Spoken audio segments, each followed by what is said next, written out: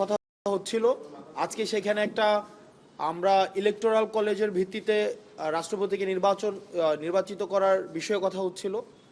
তো আলোচনাটা এক পর্যায়ে চলে যায় হচ্ছে যে পার্লামেন্টে উচ্চকক্ষ থাকবে কি থাকবে না সেই বিষয়টিতে, এবং আলোচনার এক পর্যায়ে এটা মোটামুটি একটা সিদ্ধান্তে এসছে। মোটামুটি পূর্ণাঙ্গ ফর্মাল সিদ্ধান্ত এখনো আসেনি যে উচ্চকক্ষ থাকবে 100 সদস্য বিশিষ্ট, এবং এই 100 সদস্যকে কিভাবে নির্বাচিত করা হবে সেটা নিয়েও কথা হয়েছে। যে আমরা বলেছি আমাদের জায়গা থেকে যে সেটা হচ্ছে নিম্নকক্ষে সিটের আনুপাতিক ভিত্তিতেই হচ্ছে আমরা হচ্ছে উচ্চকক্ষে আমরা